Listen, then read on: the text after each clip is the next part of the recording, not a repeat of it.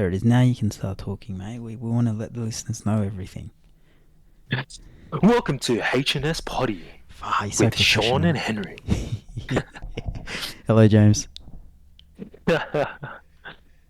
Okay, so What were you going to say? no, I was going to say, so this week coming up, we don't have a full week of footy. We're just with the arrangement they've had for the LA, Which sucks for Las Supercoach, by the Vegas. way. Yeah, I yeah. hate Well, it. it sucks for us who want to see our teams play, but um, no, I was quite I'm quite impressed about the whole. I mean, watching on social media at least, actually on YouTube, I follow actually almost all the teams. When I say all the teams, I mean Broncos, Roosters, Rabbits, Sea Eagles as well, all on their YouTube channels with just how things are with their kind of transition to America and getting adjusted before the first week of footy. So it's been interesting just to see that. It's great to see the players getting in and amongst it, and also having other people from different codes come and also train them, but also train with them, and just see how you know NRL players train essentially. Yeah. But one thing I didn't realize was the first round matchups with the teams that are going there. In hindsight, now that I think about it, it's probably a better choice. Um, but I would have liked to see Roosters versus Rabbitohs. That's our local derby here in Australia. That's You always get a really good game out of those two. Um, but I guess with how my opinion of how the Rabbitohs team is at the moment, um, and how the Broncos team is at the moment, I think Broncos might be a better matchup with Roosters. So I kind of, I can look past it. But I think there should be some thought behind producing some great quality football out of these games so that people actually get captivated and Yeah, interested in it. look, I get the rivalry side of things, but I wonder how much of the rivalry also depends on the crowd. Like, are the How it Roosters with motivates them. Souths, yeah, a Yeah. good game because they're playing at Allianz or ANZ or a court, whatever it's called. And then how much of that is that, right? The build up being in Sydney for it, the media getting behind it, but it's all local. Like when they go get a coffee or whatever, maybe somebody says something.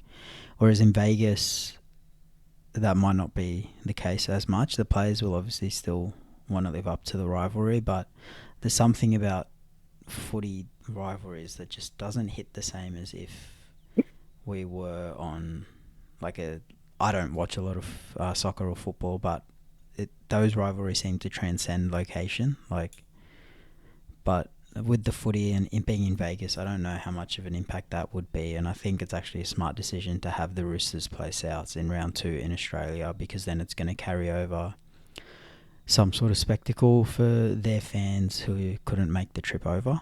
Like, they're not really missing out, because you got to think how many people are going to be able to go to Vegas for that. I wouldn't want to be a diehard footy fan and then not be able to see Roosters Souths because I can't afford a trip to Vegas.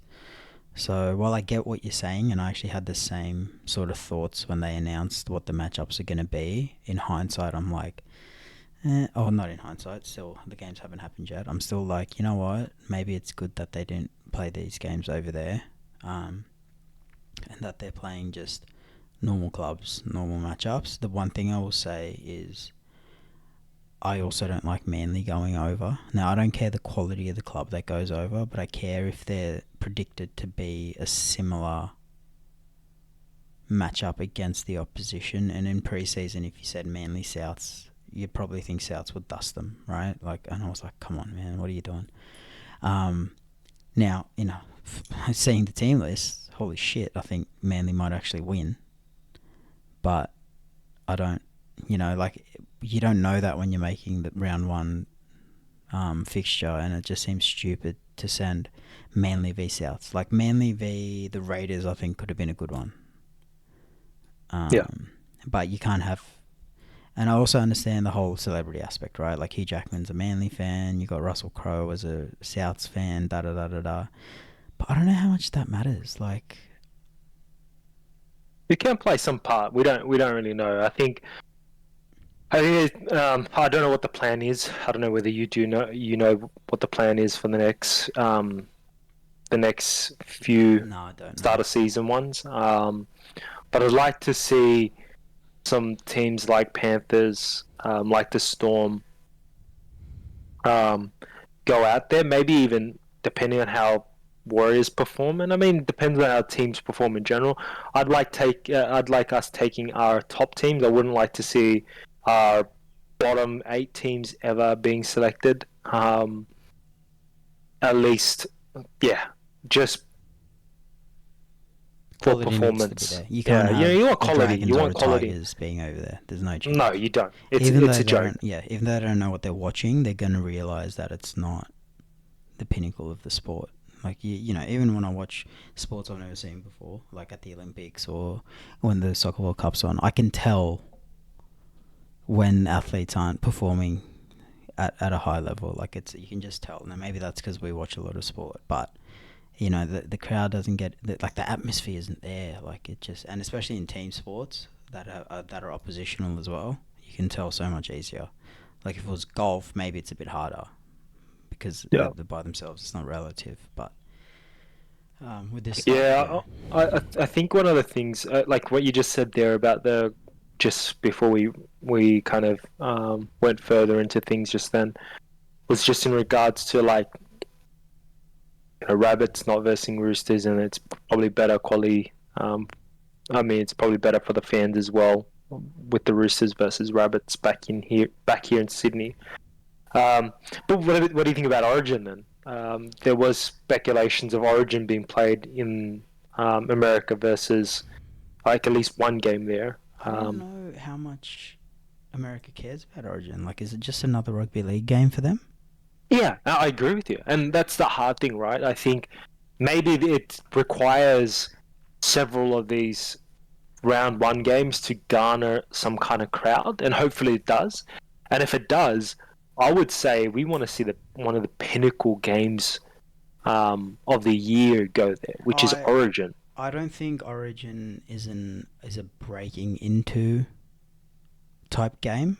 That's what I'm saying. Yeah. Yeah, I agree. So I think I I go agree with with you you there. there. But once jinx, once we've got a foothold, and it doesn't have to be a big one.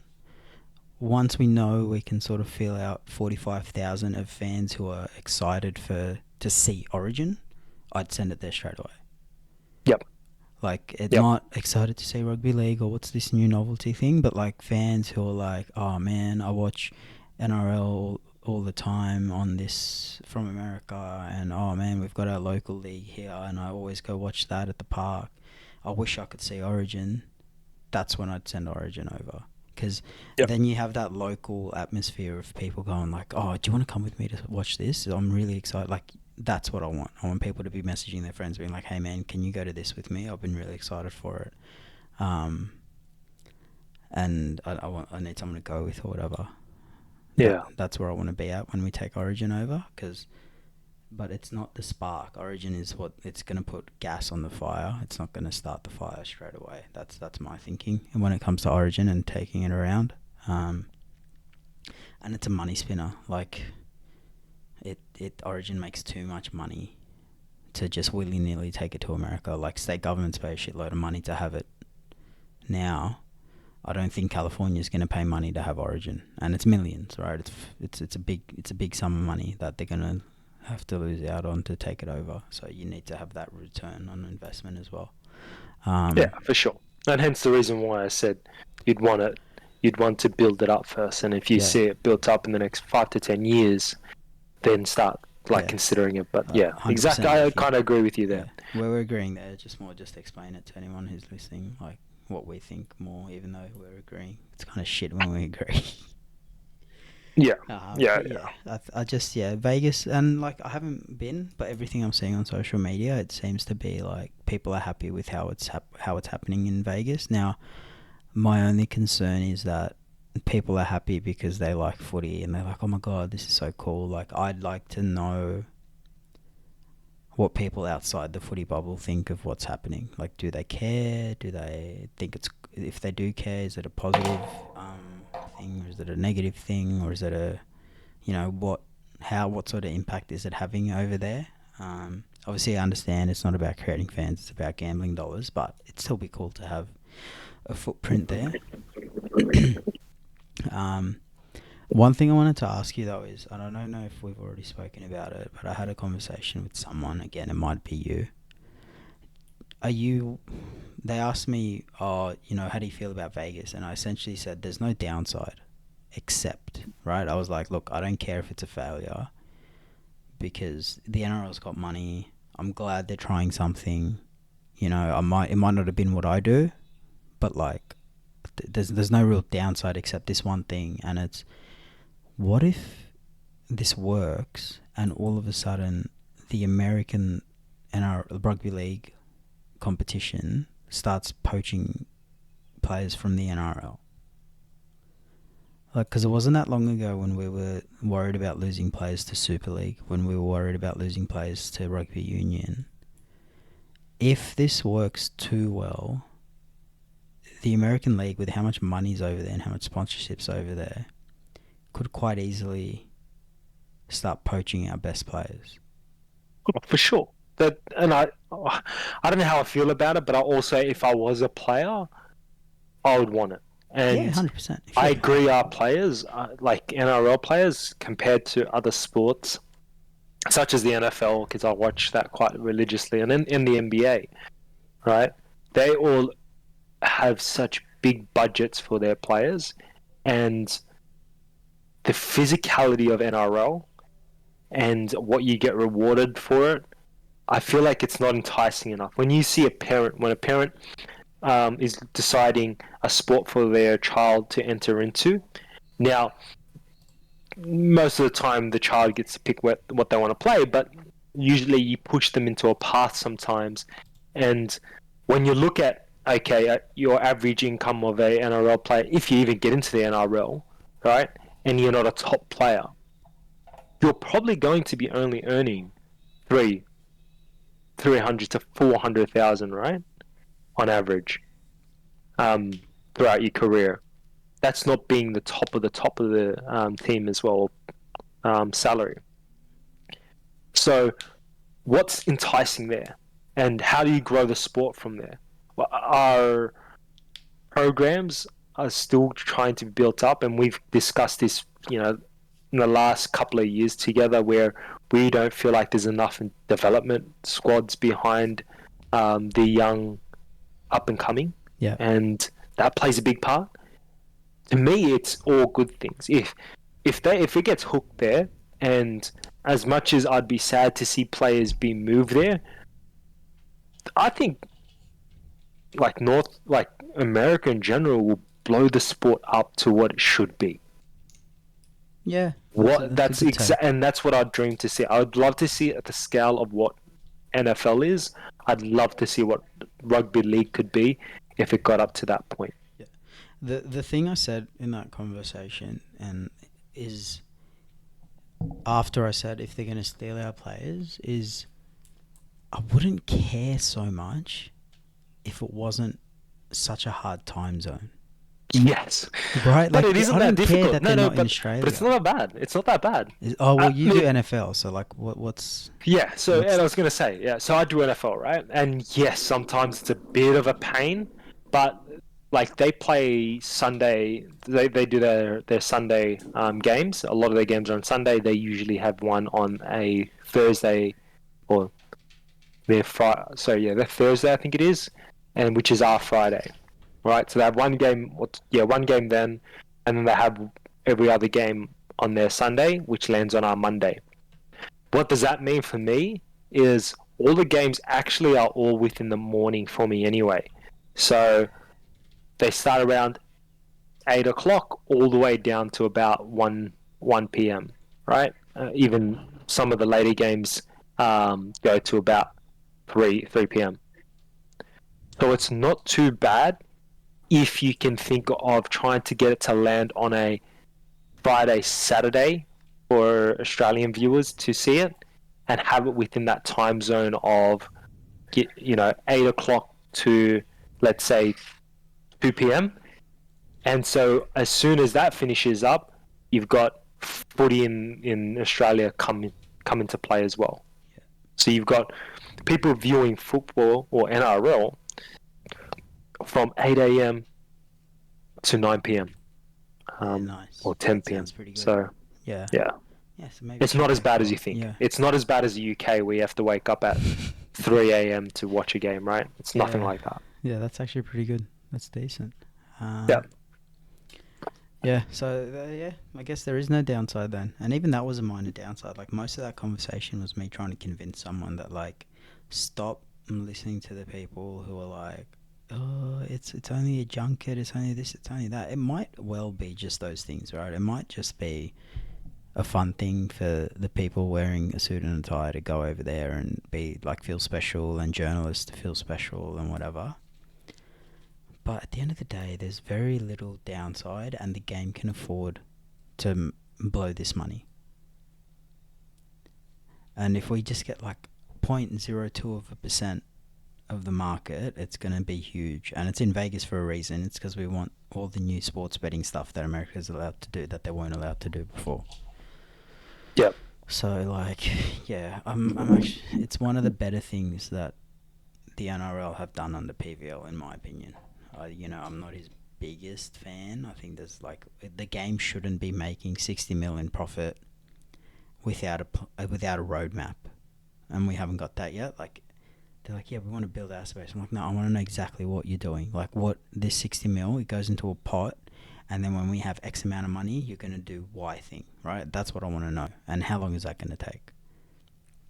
But it's not that, right? They just buy a random hotel and then it's a headline. It's like, fire out, man. That's not what I want to see. And they might have a plan. It's just not public. And the thing about sport is, you need to be public about things. It's not a private company that has shareholders and competitive this bullshit that. Like fans are important, and you need to feed the public appetite.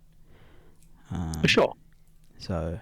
And I think there's the last few things I'll kind of add on to this topic because we've been on this topic for a while now. I'm quite surprised with the production behind what the NRL is doing to promote it in America, and I think it is great that they're leaning into the American style of production when it comes to sport, and I think it's a attitude that they can bring back and adopt back here into Australia, and promoting NRL in Australia in a similar fashion. I mean, it doesn't work the same way. Us as Aussies, we take things a different way. I don't know how much of this marketing was done by people who work for the NRL and how much of it was outsourced. And then when they come back, will they come back with similar strategies and stuff? Do you know, like, do you get what I'm trying to say? Like, did they commission a company over there to be like, hey, help us market for the American market? Here's a bunch of money, go do your thing. Or did they take like in-house people to market over there? Like, I'm not too sure. Yeah, I mean, either way, right? If it's in-house or it's external, if it's and external, then within they the might not pick up the strategy. Is that like the real substance behind the strategy? Is like that ball in Times Square worked for a reason, but if you put a ball in Martin Place, it's not going to have the same impact. And they're going to, like, if somebody's just copying the strategy, then it's going to be very different. Like, I want them to really understand what's working, why Get close it's to working. a microphone. Sorry, yeah, what's working, why it's working, and all that sort of stuff. Is that better? That's better. Yeah.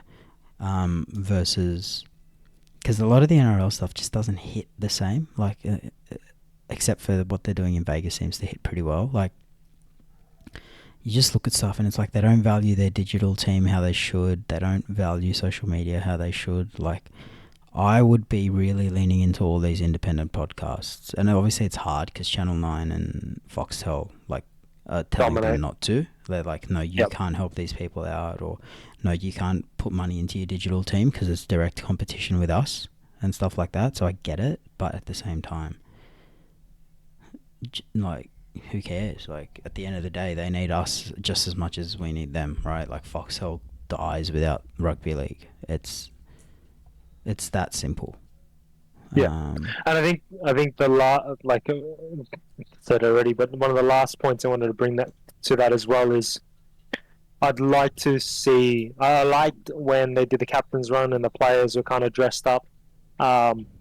not that we need to mimic that exact same behavior that the NBA and NFL have, um, but it's a great way to help bring revenue. One, mainly probably to the players, to be honest. Um, a way to market themselves and have like fashion be brought into it. So bringing other kind of streams of revenue through to the NRL and to the players themselves as well, so they can get a better income, or better salary, or bonuses on top of that. So, and looking at ways of having that build up, um, where they're coming out of the vehicle. Yes, it's great to always see people in team gear, but what about outside of that? Like, how can we bring fashion into it? How can we bring other streams of revenue into it? And whether the NRL is thinking about them, they possibly are. But that's just something I was just thinking about. It was great that the NRL players are leaning into it. And I found it pretty funny. Um, but I don't know if you saw that come through on Instagram at all. Yeah. So just before we keep going, can you hear music in my background? Neighbors are playing something. You're fairly light. Can you hear music in my background? Neighbors are playing something. No, I can't. Okay, cool. I actually, it's funny you mentioned diversifying revenue streams and things like that, because back in the day, like Peter Beattie and Todd Greenberg did like a fan forum outside a stadium before a game, and it was the question I asked. I'm like, yeah, it's all well and good to have this broadcast deal, but what are we doing in terms of assets? What are we doing in terms of diversifying revenue streams? How are we going to future-proof ourselves? And the funniest Turn your thing, mic up more, Sean. that'll be as high as it goes. That's so funny. It's a very light today. I've had to put you up to 200% just to even hear you. Yeah, Actually, the level seems to be okay in OBS. We'll see how it goes. okay, sure. It might be a Discord thing, actually. Let me check my Discord and see if that's... My Discord level should be max. Yeah, Discord level's max, and it's lighting up. Wow. We'll keep talking. Hopefully the recording's fine. If it's not, Yep. no big loss. This isn't a massive pod. But yeah, and this is before COVID and stuff hit, and it's something I think the NRL still lacks is that diversification of revenue, that creativity, and how we're going to make money. Because not everything needs to be a leagues club, man. Like, all the rich clubs are just pokie machines, and it sucks. Like, make cool kits. Use influencers to get people excited about certain things.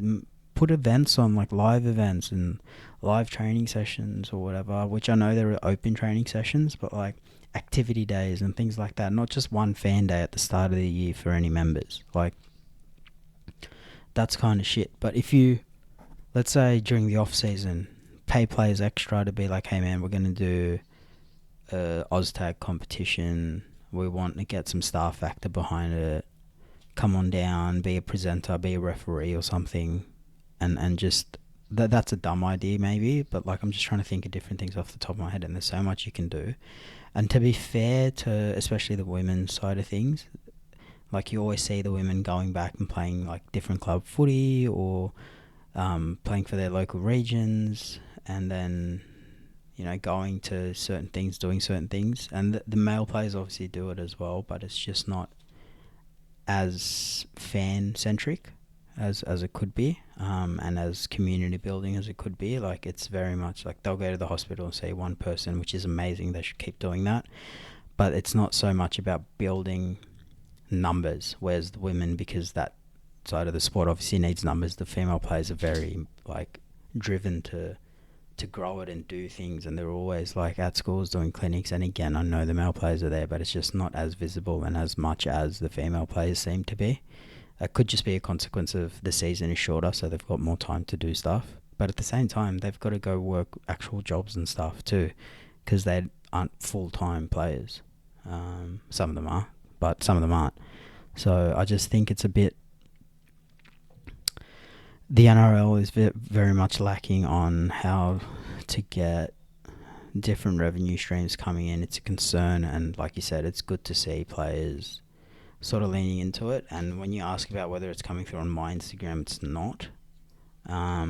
it's mostly coming through on my Twitter. That just might be our feeds are different. I don't really have that much footy on my Instagram, but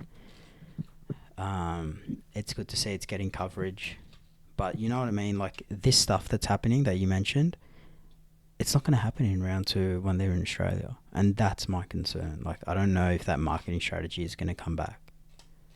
Yeah, I think there needs to be just better build up for the weeks, especially when there's a local derby, when it's your biggest rivalry of the season comes into play. You know, you have a Panthers versus Parramatta Eels. You have a um, Roosters Rabbits. You want a strong build up. You have a Cowboys versus Broncos or a Storm versus Broncos, right?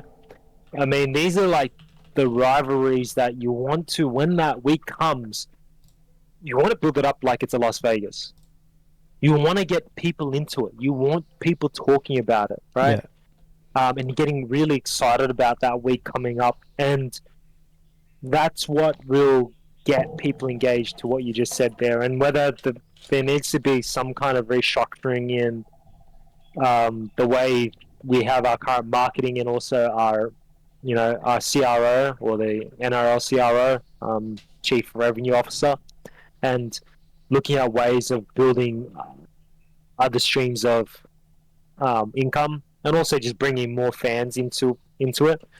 There needs to be more of it, and I think hopefully LA, like Las Vegas, um, is a big, I guess, player in the way that we start looking at the game and how we promote it. So, I mean, we'll see how that goes. Yeah. I mean, but it's also like, because the media have such a powerful influence on the NRL at the moment, and like I mentioned earlier, they've cut digital, they've forced them to pull back on those things. They dominate how that happens, and if Keon Kolomatangi was Versace and TNs and has a massive mullet in round two, instead of the media portraying it in a positive light, and the reason they're doing it positive is because they want to go back to Vegas, they want to go back on a junket, like this is something that's fun for them and they want to do, and they have a little mini holiday, so they're going to be positive about it.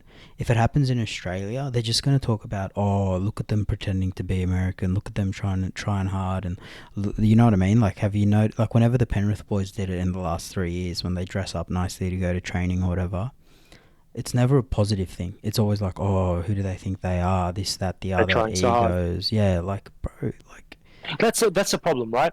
The media, and I think I was listening to Gus Six Tuckles with Gus about this as well, right? Australia, Australia as in general as fans, I feel like we are pretty bad when it comes to supporting one our own our own people, our own teams, um, and then two sorry, not social media, but just media in general, journos, the way that they write their stories, because they feel like there always needs to be a negative connotation to the way someone approaches something for them to be able to build that story and get enough traction, which is really sad to see. And yeah, I think that's probably the biggest reason why there isn't many egos in the game, and egos always get shut out because we don't allow it. And it's sad to see. And yes, sometimes people can, you know, not all the time does ego, like, having an ego is a great thing, but I also think it's a massive thing because it builds, you know, you have a certain character and people either hate or love it, and that's what attracts people to something, right? You look at someone like Conor McGregor, one of the biggest egos that ever stood in UFC. What did he do to the UFC? He blew it up. I wasn't watching UFC. I didn't care about UFC. Once he started fighting and he was that character, I was like, okay, let's see. I'd love to see this guy get beat up. Watched one of his fights, watched the way he went about it. I went from hating him to loving him. And now I kind of hate him a little bit just because of the way he is after the sport, just his kind of character. But what I'm trying to get at is we always try and kill the ego. And I think that's Australia's, like, just as fans, we're naturally geared towards that. And for some reason, when it comes to journalism, we're attracted on trying to find the negative in everything instead of trying to promote it. Yeah, and like we're guilty of that as well. But at least when we say something negative, it's because we actually think it's a bad thing for the game. Like when we talk about them cutting digital funding, like that's a negative. But I think it's bad, and I think we should up digital funding, right? Like that's what I like. And but a lot of the times it feels like they're negative just to be negative. It's like, bro, Yep. who cares what they're wearing? Let them wear what they want. Let them build their character. Let them build their own brands. And yes, no player is bigger than the sport, but the sport is a sum of its players. Like, Yep. it's the two go hand in hand, and I don't quite understand. I mean, I do understand why, but like, it just feels it's kind of shitty, and it's why for years now I've been to both you and James. I never really listened to the mainstream stuff. Like the closest I get to watching Nine, except for live games, Nine and Foxtel, except for live games, is their YouTube stuff. Like, how much better Yep. is Freddy and the Eighth compared to whatever they do on actual TV? Like compared to 100% Footy, for example. Yeah. Like, For it's so sure. much better. The characters come out and they're more They're themselves, just for talking sure. shit, it's old stories. They're positive about things. They're negative about things, but they're negative in a way that is constructive. Like, it's so much better But than just yelling at each other. their opinion, right? It Yeah. isn't driven by an agenda. Exactly. If it's your opinion and it's negative, that's fine. But if it's negative and it's You don't even know why you're being negative about it. it's like, bro, it's shit to listen to. But you know, hopefully Vegas is a success. Starting, oh shit, bro, the season starts tomorrow. Exactly. I'm so excited. I'm in so excited. in 12 hours, we're going to be watching Roosters Broncos, and we would have watched Sea Eagles Rabbitohs already. That's crazy. Yeah. And then I got to wait till Thursday before the Knights play. I'm so pissed off that that's on a Thursday. I would have gone up if it was any other day, but I got work Friday. Exactly. That sucks. Okay. I mean, let's talk about our tips for the week. Okay. And let's do a speed round of this, and then we can discuss things further. But let's do a quick speed round of what we think. Yeah. Okay, Seagulls, Rabbitohs. I am tipping Manly. I'm tipping Rabbits. Do you want to give one sentence why? We'll do it One afterwards. sentence. Okay. Yeah. Oh, yeah. Let's go. Let's go. Reason why, and let's do it within a sentence. My sentence Okay. for why Seagulls are going to win is, I don't even need a sentence. South Sydney's backs. I would say Rabbits preparation. Okay. Roosters Broncos. Roosters. Give me a sentence because I don't know who I'm going to tip. Roosters, and I think it's because experience. Okay. I'm going to go Roosters, and I'm going to say don't want to start slow again. I like that one. Yeah. Okay, Knights, Raiders. Knights, because we're the fucking best. Knights, Raiders just don't have the big time player. Yeah. Warriors, Sharks. Oof. I'm going to go Warriors at home. That's my sentence as well. Warriors, because they're a top 8 team. Yep.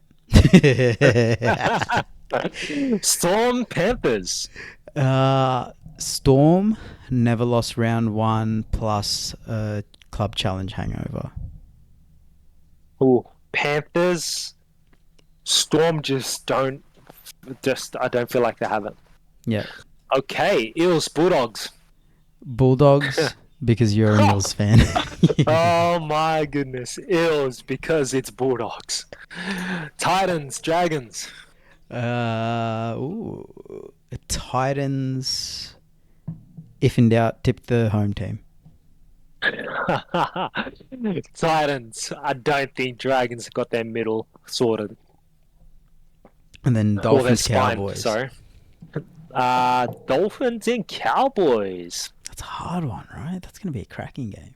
I think they're fairly equal, just because I just don't know what Cowboys is coming out, right? We don't know what kind of Cowboys coming out. Yeah. I'm going for my home doggy dogs, Dolphins. Okay. because of Herbie and Avarillo. Avarillo probably isn't going to play. I'm just talking about the signings. Okay. Cowboys redemption arc. Oh, interesting. Yeah. Okay. Um, yeah. That It's was pretty fun. interesting. That was fun. That was cool. I Yeah, like that that. was We that can was do good. that every week. Yeah. Yeah. Okay, so that was our quick speed round. I think let's kind of deep dive. I'd say let's pick a game each, or two games, sorry, Mm. each that we can talk of. Or let's say pick one game See out how long it of the goes. game, out of the one that we're gonna obviously talk about, which is our own teams. Um, but let's pick a matchup that you like, and you would love to, you want to kind of guess the score on that as well, and see. I mean, I'm looking at the stats right now, on Sportsbet. I never really look at stats on Sportsbet because I just don't feel like it gives you enough information, and like NRL is unpredictable. I didn't even know Stats Sportsbet just had stats. Yeah, so it's quite interesting. I'll give you a quick rundown. While I'm giving you the rundown, think about another Yeah, game that matchup. you're Yeah. you're keen for, and then I'll also name one game that I'm keen for, and then we can talk about our own teams in that matchup as well. Okay, so while you think about that, we've got Seagulls and Rabbits. It's actually 24% win rate for the Seagulls versus a 76% win rate for the Rabbits. Then you've got the Roosters and Broncos. Roosters sitting at 14% and Broncos sitting at What? 86%. Yep. You got Knights versus Raiders, and you've got the Raiders sitting at 14%, while the Knights are sitting at 86%. Um, Next one, you got Warriors and Sharks, and you got Warriors at 83%, the Sharks at 17%, and I'm not shocked about that Nah, because they're a mate, I'm top 8 team. shocked. Why is it all the way up to 17, mate? What's going on? Then you got Storm and Panthers. Panthers sitting at a 73%, and Storm sitting at a 28%.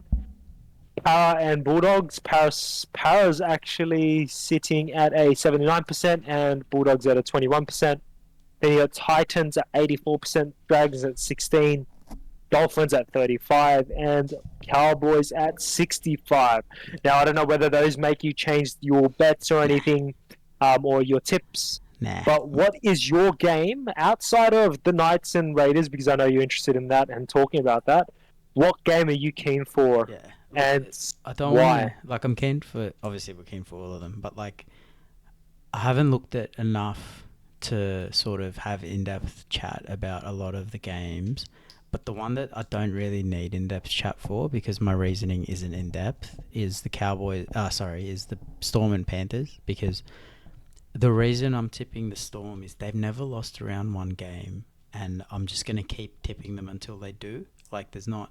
It's a very much a vibes pick, but there's also because the Panthers have just played the World Cup Challenge. There's a bit more to go off, and I'm curious to know if you think that loss is going to make sure they come out firing in round one. Are they going to come out firing in round one because they've had a game, an actual game as a warm up, and no one else has, or is it going to be the flip side where they're a little bit jet lagged, even though there's a good turnaround, where they're a little bit disjointed because they just got pumped by a Super League team? Like, what's going to happen there? Like, how it's more about how Penrith going to come out instead of because you know what you're going to get with the Storm.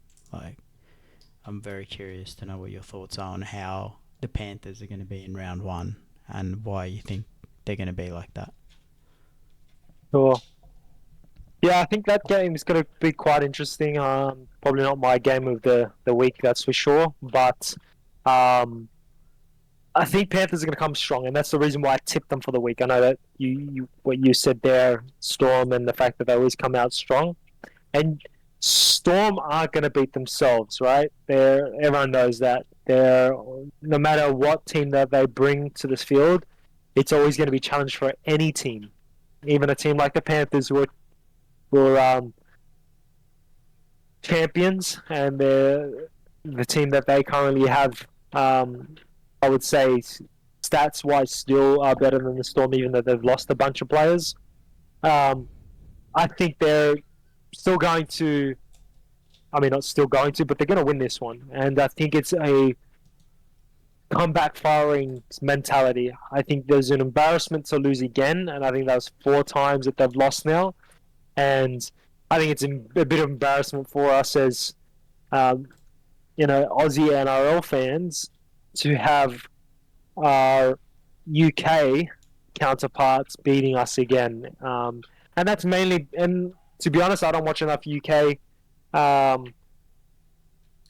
footy to really comment on it. I mean, you and James love to talk about it a lot and like to really bag on the fact that the quality of standard of footy players that they have isn't as great, and Yeah, look, it's not as I not as don't watch it like it's enough to be able to like dissect it and stuff. exactly. And But I haven't, and so that's why it's for the me, I think like essentially at the end of the day, what I'm trying to get at is Panthers got something to prove. That was a big loss for them, and I think the team's going to really step up. yeah. I don't like saying, "Oh, this team has never won X, Y, Z. That's why they're gonna lose," and da da da da da. Because usually the reasons they've lost are not present for the current game. Like it's a bunch of different players. The weather might be different. The play style might be different. The game's got new rules. Da da da da. You can't go off historical things, right? But the Melbourne Storm have never lost a round one game. Or is it Craig Bellamy has never lost a round one game? I think it's Bellamy. It might be the same thing. I think it's Bellamy. That is consistent, and that the reasoning for that transcends those changes because Craig Bellamy is still there. He's still successful. He's still very much a good coach. Storm still have good players. Like it's not.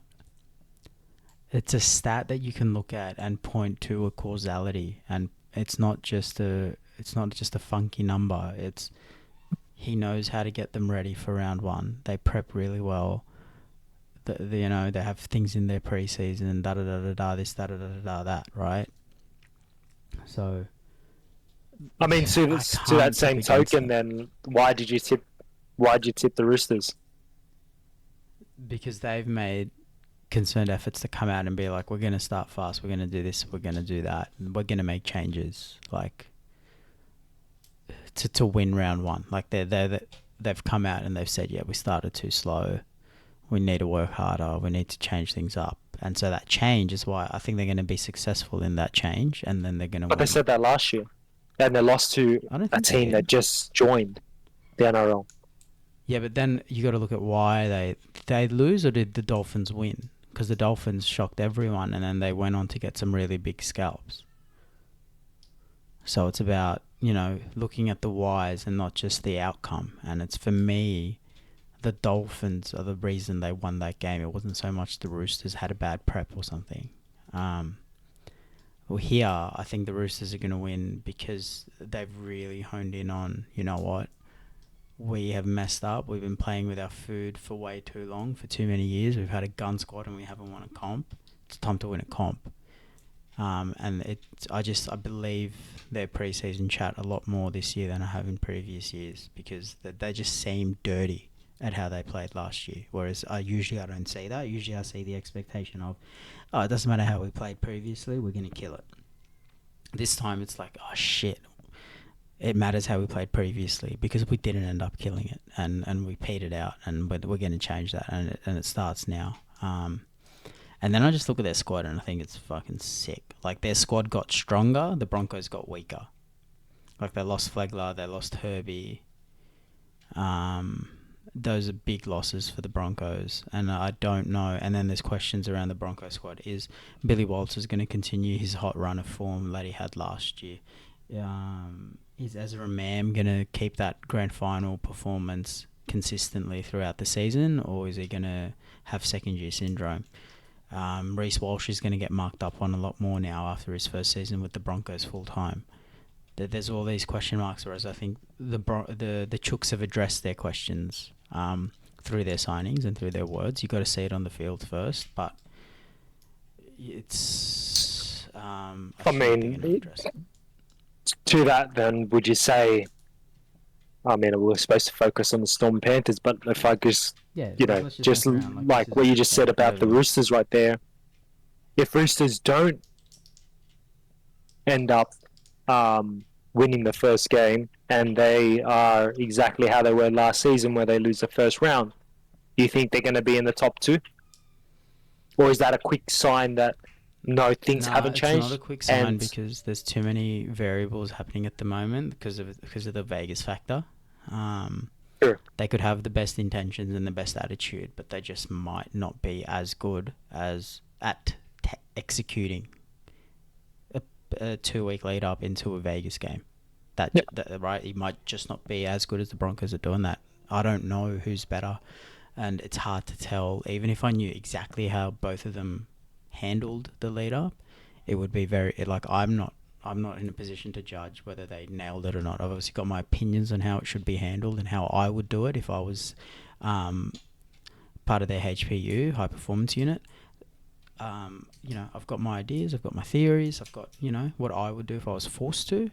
But at the same time, you've got to understand that a lot of this is trial and error, and people are only going to get better. That's why experience matters. It's the first time doing it. They could have all the great intentions and just cook it. So I'm giving them till round 3 because then they've also got to come back. The Souths game is always a weird one. So round 3, I'm looking at their round 3 attitude and performance, and I'm going to see how that goes from there. yeah. Let's see Um, how that goes. yeah, and even then, I might take them out of the top 2, but I'm not going to say they're not going to win the comp. If their round 3 is bad, they're going to take them out of the top 2. It's like, yeah, they're starting slow again. They're just not going to win enough games. Yeah, But yeah, that's what I'm sort of looking like. The Penrith Storm game is going to be very interesting because, yeah, Penrith have.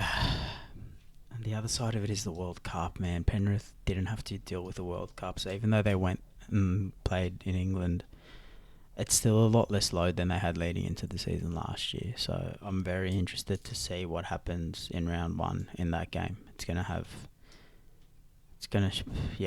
tell me a lot about where Penrith are at, where the Storm are at, and that sort of stuff. What game did you want to speak about? I don't mind Dolphins and Cowboys, what we just talked about earlier, right? Yeah, I think. I mean, I'm tossed. I was really on the air with Warriors and Sharks, but like um I'm interested to see Dolphins and Cowboys because they're two teams where we want to see Dolphins succeed with their signings, and I think they've got a bit more depth this year. They've got some great signings, and I'd love to see those signings really flourish and help bring their team to another level. And I'd like to see how that performance looks. And the other, the other side of that coin is Cowboys. We want to see Cowboys how they were in 2022. We don't want to see another repeat of 2023, where Cowboys really struggled to get a foothold in the season and really get a roll on. And so this is a great indicator of how the season is going to look and how competitive it's going to look for me when it comes to two teams that can actually be competitive. And yeah, I think those two are probably my yeah. top. What do I you think? guess we always speak about how teams are rusty coming out of preseason and how the game is different in the first 5 rounds compared to what the long term of the season is going to look like. Like we always say that when the Tigers win a game or when the Dragons are doing really well. But what you can see is how fit teams are. You can see their attitude, their intentions, how their preseason went in terms of their mindset and that sort of stuff. And the team selections, what mindset is the coach in? How does he want this team to progress? X blah blah blah blah blah. And I'm really curious to see if the Dolphins can back up now that the inaugural season is over. Like that motivation isn't there anymore. They're not in their first year. There's a little bit of extra buzz around, hey, you know what, last year we were a brand new team.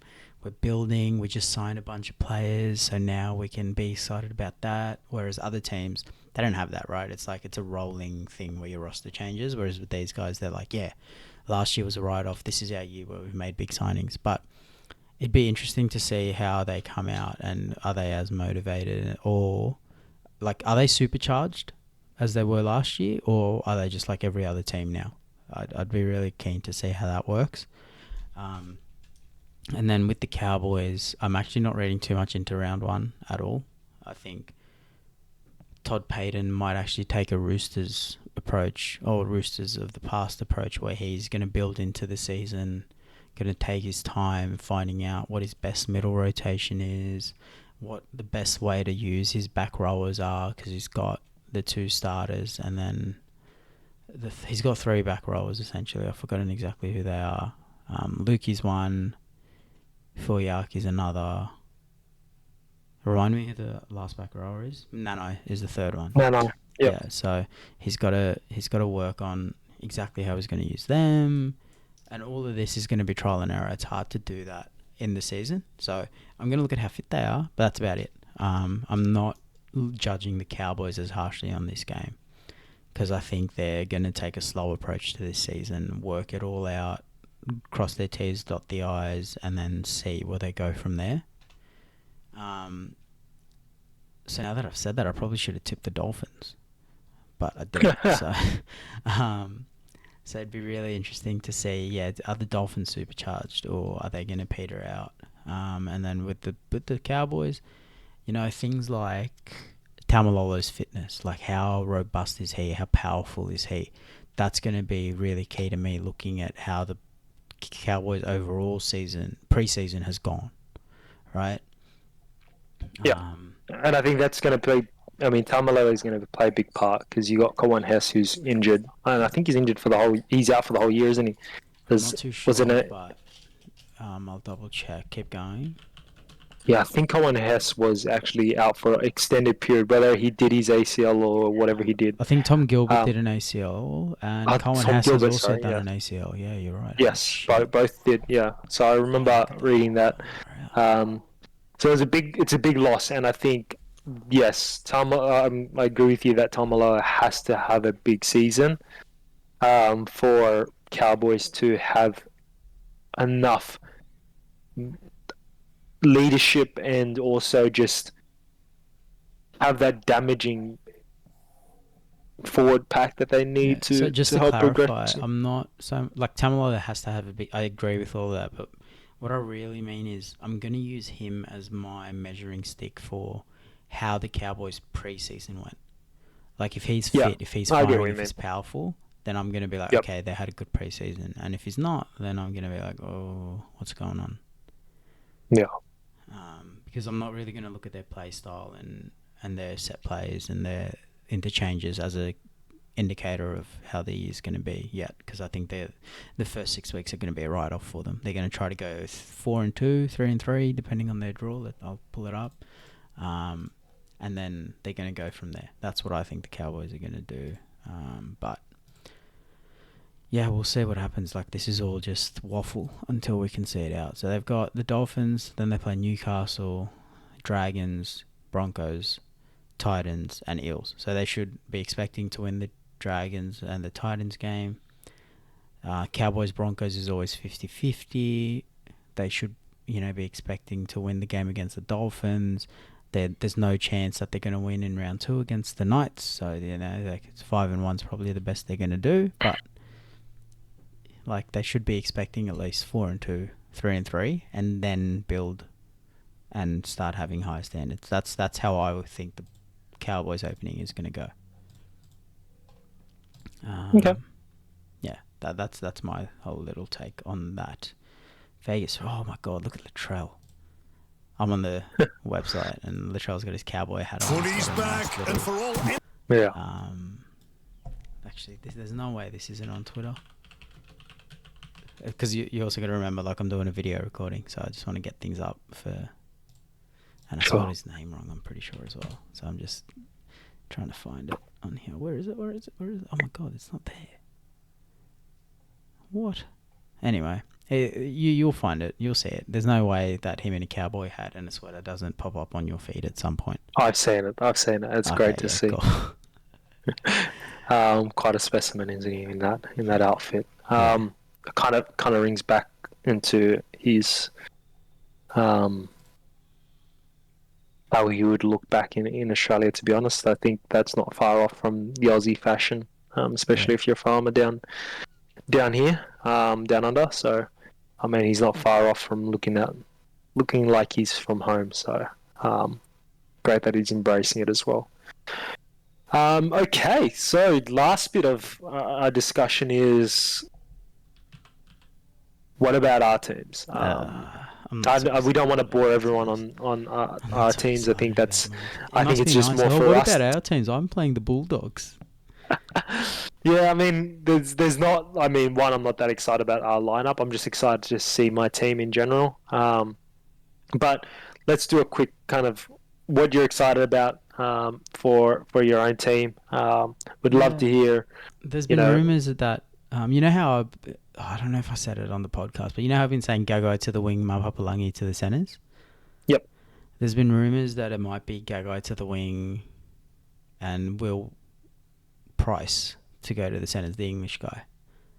Um, interesting. and Barry Toy, who I've sort of kept as my go-to for night stuff, has said that's not going to happen. That being said, he's been wrong a little bit more lately, and he might have good intentions, but I think the club might not be giving him as much, or he's just having to be too friendly with the club now that he's retired from the paper or whatever. That like to keep the information coming, he has to keep more things secret.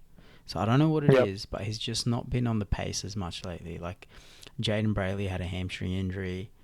Usually, when you tweet him about something, he'll reply like with a quote tweet and his thoughts or like his info. And he hasn't been doing that lately. And he's just been believing the club public statements about certain things. And it's like, oh, I don't know. So he basically said it's not going to happen. Now, it might not happen in round one, but I'm not going to say that it's never going to happen. And I'm really excited to see, hopefully it happens in round one where Gagai goes to the wing and either Price or Mapapalangi get first crack at that centre spot. I think that would be really cool. So I'm excited to see what our backline shape looks like. I'm curious to see how the Raiders start, mostly because another podcast I listen to and I have for like over a decade is the Fifth and Last NRL podcast. And one of the hosts on that is now gone to be the head coach of Canberra for New South Wales Cup, and he's going to help out the first grade team. And I have a big opinion. Obviously, I haven't been coached by him, but I have a big opinion on his coaching style. And he's the guy who got Mounties a bunch of wins after Mick Potter was the interim for the Bulldogs. So that's a big deal. He's the guy who helped make Manly's New South Wales Cup team competitive last year after they kind of sort of sucked in New South Wales Cup for a very long time. So, while I don't like their roster and that sort of stuff, I have big opinions of him, and it'd be interesting to see what if I can pick out things that the Raiders are doing where I'm like, hey, I noticed that in the Mounties team because they're the ones that I watch the most. Because like, you know where Hinchinbrook T-Way is? Yeah, no, but you keep You know going. the T-Way line? No. Yeah, yeah. I know the T-way line. Yeah. Yep. So basically, 5 minutes from my house is where they used to play.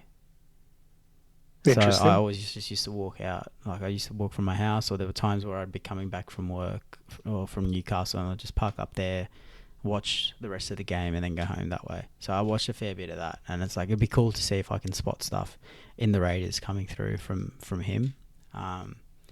So I'm also excited to see the Raiders, even though my team's playing and I want them to win. It'd be cool to see what the Raiders are doing and how they're going, and because there's also questions on the Raiders, like, and they're not going to be answered in round one, but we get an indication of, okay, who's going to play six? How's their backline going to line up? What's their forward rotation going to be? How are they going to change their play style now that Jack Whiten's gone? So there's all these questions around them, and it's always nice to see how things pan out. I don't know about you, but yeah, that's how I'm looking at the Knights. In terms of the Bulldogs and the Eels,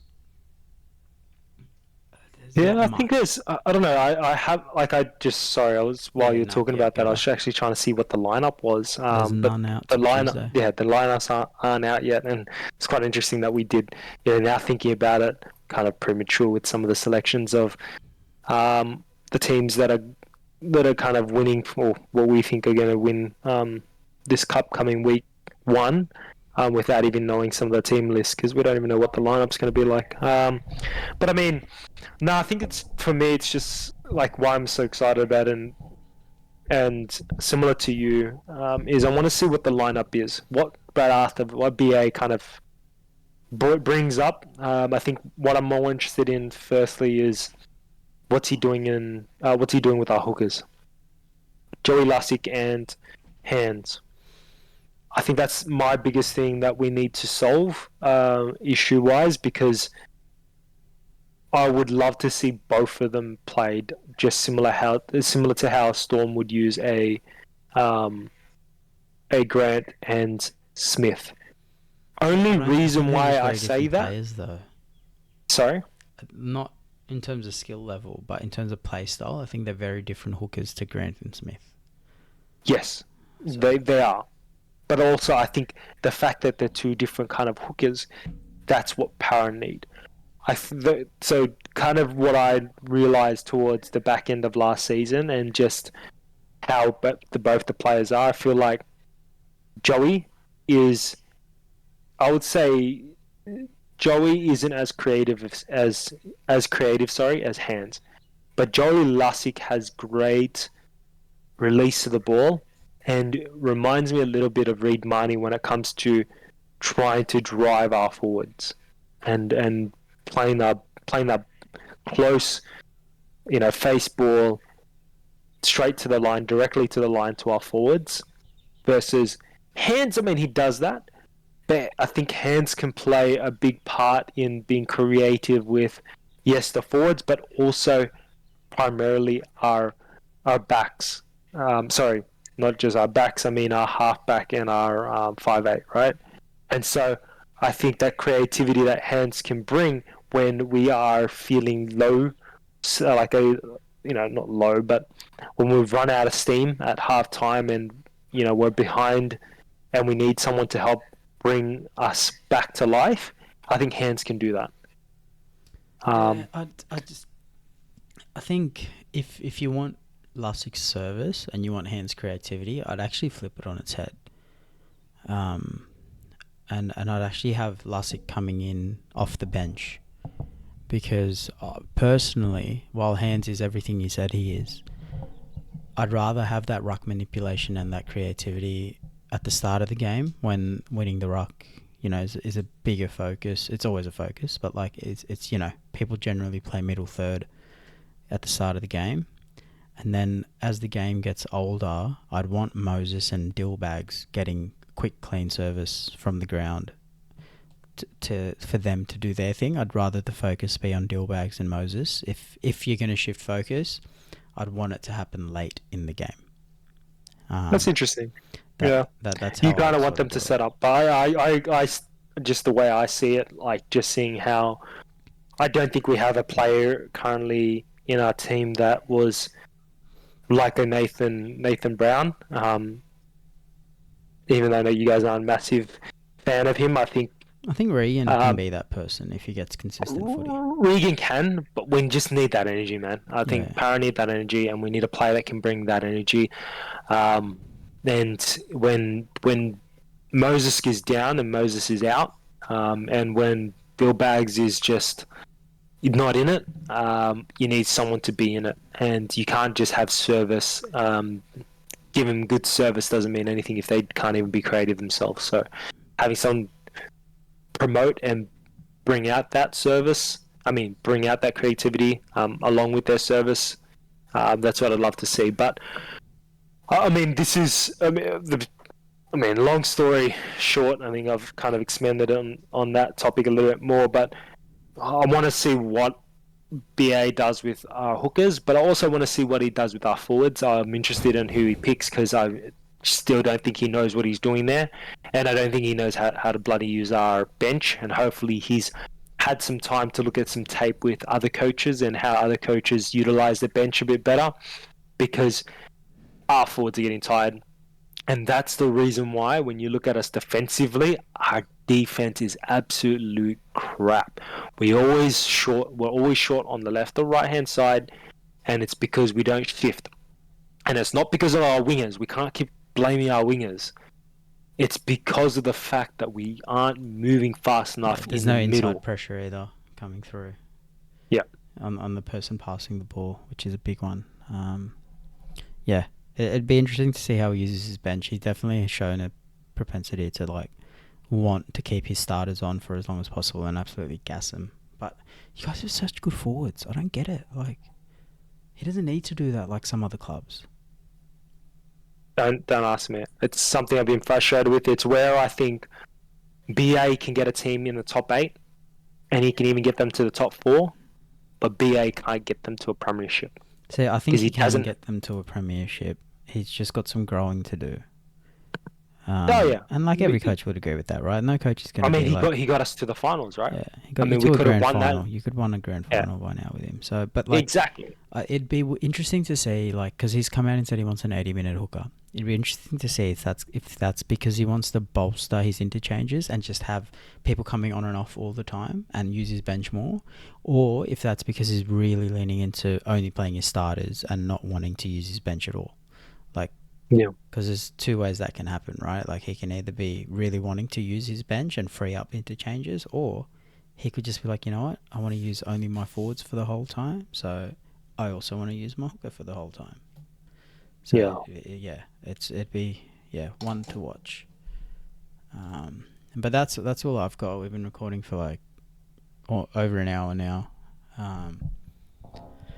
Unless you have something, I think it's time to stop having to listen to your stupid voice. Yeah, no, I got nothing else. At least not until. No, it was great chat. I think it was great that we had some of those fast things. I think let's try and implement a few more things like that. I think you can stop the recording now. Yeah, But I think